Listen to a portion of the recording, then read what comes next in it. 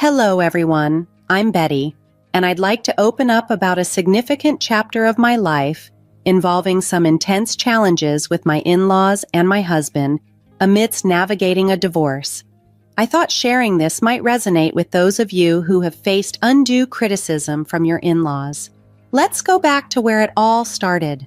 I met Kevin, my now estranged husband, on a dating app when I was a 20-year-old college student. Kevin was 26, employed, and stable. Despite our age difference, we fell in love. I've always believed that love isn't bound by age or looks, so Kevin being older was never an issue for me. However, Kevin was troubled by our age gap. He would often ask, "Why are you with me, Betty? You could find someone your age who might be a better match." But I chose him because I loved him, and for me, age was just a number. Kevin's insecurities were deep-rooted. He would persist. "There must be other reasons, Betty. It's not usual for someone like you to love someone like me. I wish you'd just tell me the real reason." I reassured him repeatedly that my feelings were genuine. I wasn't interested in dating someone my age. I loved him, and that was what mattered to me.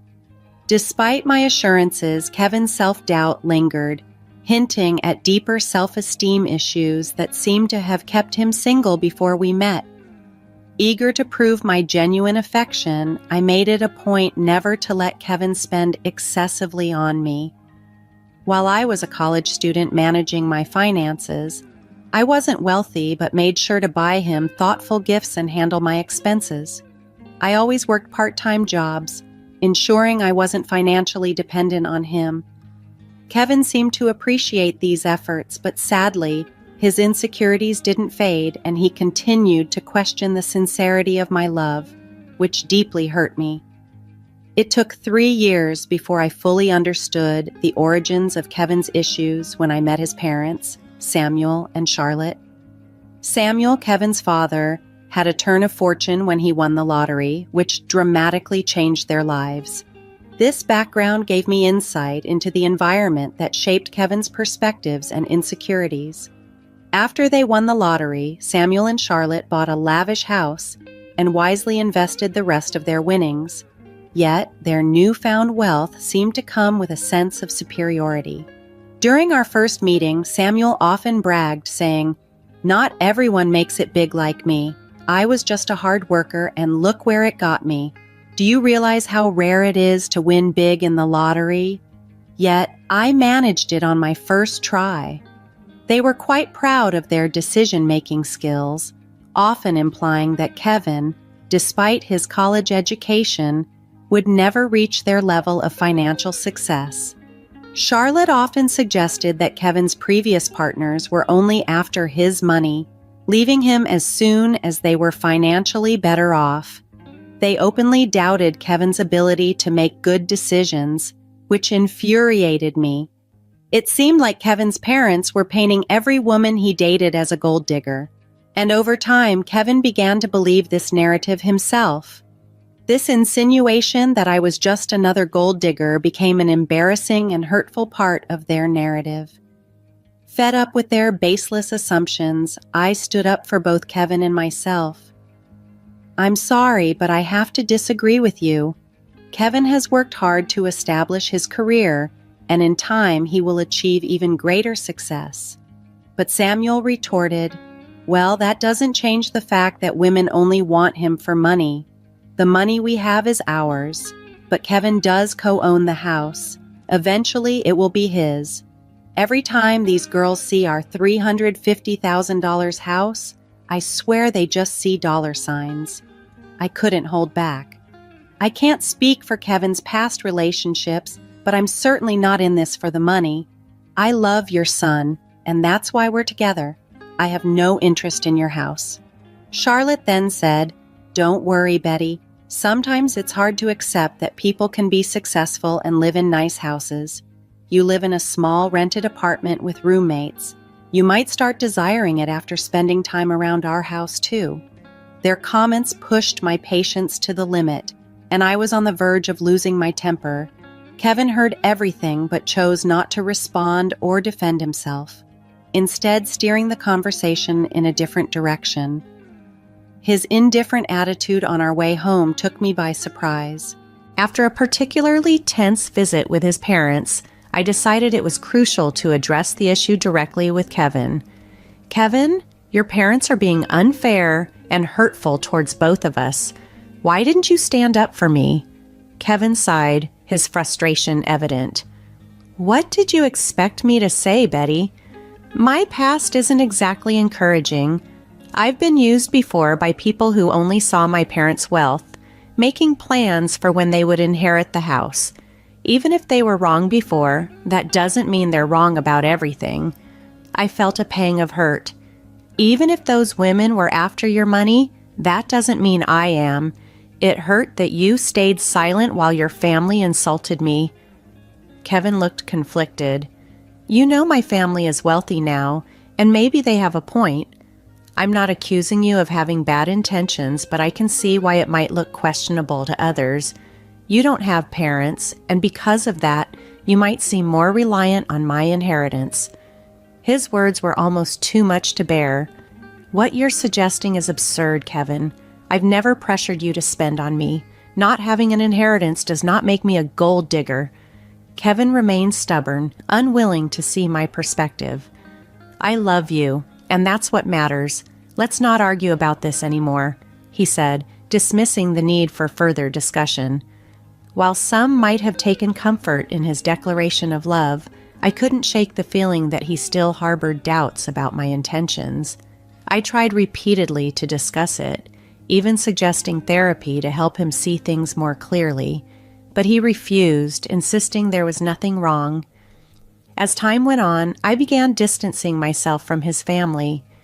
We got engaged right after I graduated from college, and I landed a decent job which allowed me to start saving for our wedding. We shared the wedding expenses equally and married when I was 23. However, the next 4 years of our marriage were rocky. Kevin frequently visited his parents, each time returning more distant and upset. I knew Samuel and Charlotte continued to poison his mind, still branding me as a gold digger. Despite my pleas for him to reduce contact with them, Kevin continued to see his parents often. Their negative influence began to deeply affect his view of our relationship, convincing him that no one could truly love him for who he was, even after years of my unwavering love. Kevin's suspicion towards me never seemed to ease, and the weight of constantly having to prove my sincerity grew increasingly exhausting. However, the moment that truly tested us came on Kevin's birthday. Preferring a low-key celebration, we decided to have a small cake party at our home. Excited to make his day special, I surprised him with the expensive watch he had long admired. Kevin was thrilled with the gift, but my heart sank when he suggested we show it off to his parents. Despite my hesitation, I went along with him. Upon our arrival, Kevin couldn't wait to show off his new watch to his parents. Mom, Dad, look at this beautiful watch Betty got me. I've wanted it for so long. Isn't it stunning? His enthusiasm was palpable. Charlotte responded with a slight surprise. Oh, Kevin, it seems she does love you after all. We were quite worried for some time. But Samuel quickly added, Don't be fooled, Charlotte. She's a gold digger. She married our son because we have a $350,000 house. Let's not ignore the facts. I couldn't contain my frustration. Excuse me? Why do you think I married your son? For your house? I've been working and living in an apartment for years. Besides, if age was a concern, why would I marry someone older unless I truly loved him? I assure you, I didn't marry Kevin for his money or your house. I married him because I love him. Surely Kevin can confirm that, right? To my astonishment, Kevin remained silent. His reluctance to defend me in front of his accusing parents was deeply unsettling. I felt increasingly isolated as he avoided making eye contact, sinking under their harsh assumptions. Pushed to my limit, I confronted him. Kevin, why aren't you saying anything? Your parents have always labeled me a gold digger. How will they ever see the real me if you don't speak up? Why are you so quiet? Tell them they're wrong." Kevin's hesitation was palpable. He muttered, I don't know what you want me to say, Betty. Maybe my parents aren't completely wrong.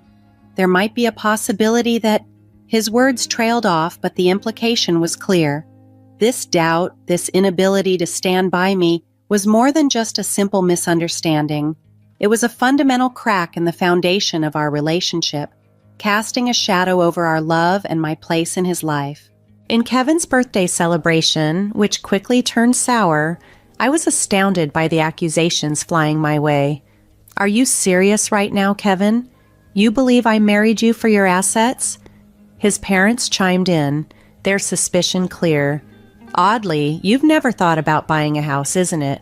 For someone renting, owning a home should be a top priority. You haven't even talked about it with him. Our place is out of your price range. You could never afford something like this on your own, so marrying Kevin and settling here seems more logical." Kevin looked at me with a mix of doubt and confusion. "Yeah, Betty, why would you marry me? You might have feelings for me, but I think there's more to it than just love." I was left speechless by their words. All the love and affection I had felt for Kevin seemed to evaporate in an instant. Both my in-laws and my husband saw me as nothing more than a gold digger. While the skepticism from his parents was hurtful, it was Kevin's agreement that cut the deepest. At that moment, I resolved to end our marriage. I didn't reveal my decision right away. Instead, I waited for the appropriate moment.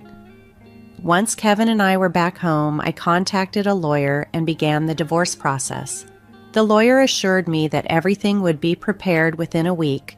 Meanwhile, I moved into a separate room, giving myself some space. Kevin thought I was merely cooling off and had no inkling of my intentions. When the divorce papers were ready, I gathered my belongings and left. Kevin, clearly distressed, called me in a panic. I told him to meet me at a specific address and to bring his parents. Despite his confusion, he complied. As they arrived, I stood waiting on the porch of a stunning house. Their expressions shifted to surprise as they took in the scene. "You must be wondering why I brought you here," I said, gesturing to the luxurious surroundings. "It's a beautiful house, isn't it? No one can compare their home to this one. It's worth around $3 million in today's market. Quite expensive, right?" The dramatic setting was my way of showing them that their accusations and suspicions were unfounded. I was not the person they thought I was, and I needed to make that clear in the most unforgettable way. "But it's worth every penny," I said, gesturing towards the lavish interior of the house, which also boasted furniture worth millions. "What is this place, Betty? I don't understand why you have access to such a house," Kevin asked, puzzled. "Why don't you all come in so we can talk properly? I can't explain everything standing here on the porch," I suggested, brushing off their astonishment as I led them inside. They followed, their eyes widening in awe at the opulent decor that greeted us. The owners had spared no expense in furnishing their home. As we settled into the plush sofas, I took a deep breath, ready to address the elephant in the room. "I've made a decision, and that's why we're here. I filed for divorce," I stated, handing over the papers. "We can proceed with an uncontested divorce if you agree." "What? I don't understand. Why are you filing for divorce?" Kevin's voice was a mix of confusion and concern. "It's simple," I said, my voice steady despite the storm of emotions inside me. "You and your parents think I'm a gold digger. You believe I married you for your house and your money. Despite everything I've said, you've refused to listen. So it's better for everyone if I leave, sparing you from what you deem my gold-digging tendencies." "You're considering divorce just because my parents spoke what they believe to be the truth? That's ridiculous," Kevin retorted, disbelief coloring his tone. "I think it's for the best," I replied, firm in my resolve. His mother, watching the exchange with an unreadable expression, chimed in. "If she's so adamant, you should just sign the papers, Kevin. Then, at least you can find someone who truly loves you." "Why did you bring us to this house, Betty? Do you expect me to buy this for you as part of our divorce settlement?" Kevin asked, suspicion in his voice. "Why would I need you to buy this house, Kevin? "This house is already mine," I answered calmly, watching their shock and disbelief unfold. They looked at me as if I were joking. "How on earth can you afford a house like this? You're renting, and your job isn't enough to cover something like this. Stop lying to us," Kevin's father demanded, his tone sharp with suspicion. Their disbelief was palpable, but the truth of my independence and financial capability was something I was ready to prove once and for all. This revelation was not just a statement of my financial independence, but also a declaration of my autonomy, forever altering the dynamics of our relationship. "I'm not lying," I asserted firmly, seeing the disbelief on their faces. "Kevin, remember when I mentioned that my parents left me some inheritance? Well, this house is part of it. It's under a trust for now, but I will officially inherit it when I turn 31. I don't need to work a high-paying job because I have a trust fund waiting for me." "That's impossible," Kevin interjected. "Your parents passed away a long time ago. They should have given you the house earlier. You see, my parents were aware of the potential leeches I might attract," I explained. "So they instructed me never to disclose the house or the trust fund to anyone. Call it foresight, but they knew someone could try to exploit me. Hence, they placed everything in a trust to keep it safe until I reached 31. By then, I'd hopefully be settled with someone who genuinely cared about me, not my inheritance." "Oh my God, Betty, you should have told us about your wealth. We had no idea. This is a sizable house you have. We could all live very comfortably here," Kevin's mother exclaimed. "Yeah, you should have shared that sooner. We thought you were after our house. We could have avoided all the misunderstandings," Kevin added, looking relieved yet somewhat embarrassed. "I always knew Betty was perfect for Kevin. I've been saying she's a great woman. Look how wealthy she is. Kevin found a great match," his father chimed in, his tone shifting dramatically. Hearing this, I couldn't help but laugh. Their attitude toward me had shifted so rapidly it made my head spin. What was even more bizarre was that they seemed to suddenly forget about the divorce papers I had brought. Pulling out the papers, I signed them. "As I was saying, here's my signature for an uncontested divorce. You can just sign these to make it easy. If you want to fight, we can take this to court, but I won't live with you anymore." "Wait, Betty, listen to me. There's no need to rush this," Kevin pleaded. "You've already proven you're not a gold digger. There's no reason to get a divorce anymore. We even apologize for any misunderstanding. That should make things better, right?" "Yes, Samuel is right. We're sorry, Betty. We doubted you for no reason," his mother added, her voice filled with regret. Despite their apologies and sudden change of heart, the clarity of their initial judgments and accusations lingered in my mind, reinforcing my decision to step away from a relationship where trust had to be proven rather than given. "I don't want your insincere apologies," I said firmly, my resolve unwavering. "For 3 years, you allowed your family to berate me and label me a gold digger. I expected you to defend me, but instead, you sided with them and even accused me of the same. I can't stay with someone who doesn't respect his wife. I'm done, Kevin. We can part ways amicably or involve the courts. The choice is yours." Charlotte and Samuel tried desperately to change my mind, pleading with me to overlook the past. In their eyes, what had transpired was just a minor misunderstanding. However, their lack of genuine remorse for tarnishing my reputation only fueled my anger. When I reached my breaking point, I demanded that they leave before I called the police. My firm stance intimidated them, and they left without further argument. Over the next few weeks, Kevin and his parents continued to harass me. They begged, pleaded, and even offered bribes to persuade me to stay. Their belief that money could sway my decision only intensified my fury. It was a stark revelation of their persistent view of me as someone motivated by financial gain. Ironically, since Kevin co-owned the house with his parents, I was entitled to half of his share, which only fueled their desperation for reconciliation. Despite their relentless attempts, I remained steadfast in my decision to part ways. I relocated all my belongings to my parents' house, asserting my right to stay there even before officially taking ownership. Kevin and his parents persisted in their attempts to reach out, prompting me to change my phone number to avoid their constant calls from unfamiliar numbers. Kevin even attempted to discuss matters at my workplace, but I had informed security beforehand, and they asked him to leave. Kevin still hadn't signed the divorce papers, holding out hope for a change in my decision. Nearly a year has passed, and yet the situation remains unresolved, a testament to the complexity and emotional depth of our entangled lives. Since I initiated the divorce proceedings, with less than a year remaining until the legal process is concluded, I've managed quite well on my own. Living independently, I've found both happiness and financial stability. While I've gone on a few dates, I'm not considering anything serious at the moment. According to a cousin of Kevin's, his family is now worried about having to pay me my rightful share of the house. The legal fees are mounting and their savings are proving to be insufficient. Kevin is even advocating for selling the house, harboring resentment toward his parents for the upheaval they've caused in his life. At this point, I simply don't care about their dilemmas.